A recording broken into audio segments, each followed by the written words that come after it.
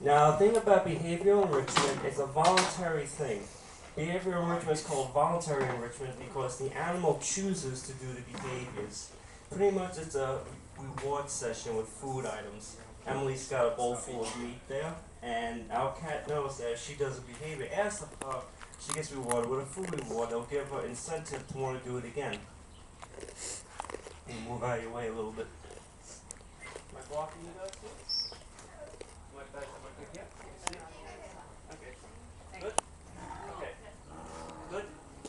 Okay. Alright, so back to behavioral enrichment. Alexis knows a bunch of behaviors, all our cats know a bunch of behaviors, and depending on the hand signal we give, she knows what behavior to do. You may hear that Emily's blowing that whistle is called a bridge. It tells the tiger that she did the behavior asked of her. What we're doing right now is called targeting. That stick is called a target stick, and depending where that stick is placed on the wall, our tiger knows to place a certain body part near that stick. It allows us to position the animal on the wall in any way that we want, so we can get a better look at her body. Just in case she has injuries, or in this case we want to give her exercise. Whatever the reason is, see that standing up behavior?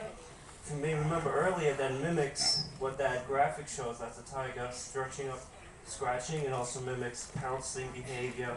So this is a behavior that that tigers do naturally for various reasons, either for hunting, or for scent marking, so it's good that we reinforce those behaviors. Alexis, by the way, is a very vocal cat, so this is a normal part of her personality to be vocal like that, which is good because you guys get to hear a tiger up close like that, which is a really cool thing. Emily's trying to ask her to lay on the side. She doesn't want to. Like I said, the behaviors are voluntary. We don't force or punish the animal if they don't do the behavior. We simply ask for another behavior. If she doesn't do the behavior, she simply doesn't get a food item. If she does the behavior, she gets rewarded. And that's the incentive they have to want to do this again. We always try to end these sessions on a positive note.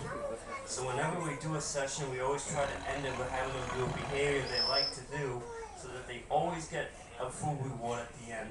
This makes them want to do that again in the near future.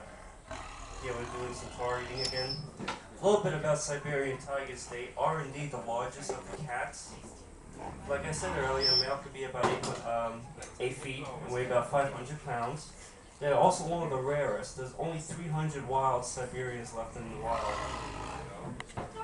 A lot of the tigers that are alive today are found in zoos. There are thousands of tigers in zoos, but very little in the actual wild. Major threats to them are poaching and logging. Looks like she's done with her behavioral session. Like I said earlier, we always ended on a positive note, so we gave her a little bit of a food item before she left. Usually we give her a piece of chicken, and chicken is something she only gets out here when we do our enrichments. Inside they have a main part of the diet that we give them, which is very similar to the meat that we give them here. That's the major diet that they get. Out here they're just getting little pieces of meat as treat, but we always like to give them a good treat reward so that they have the incentive to want to do this again.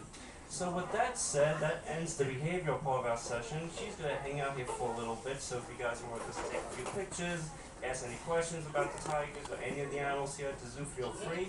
We'll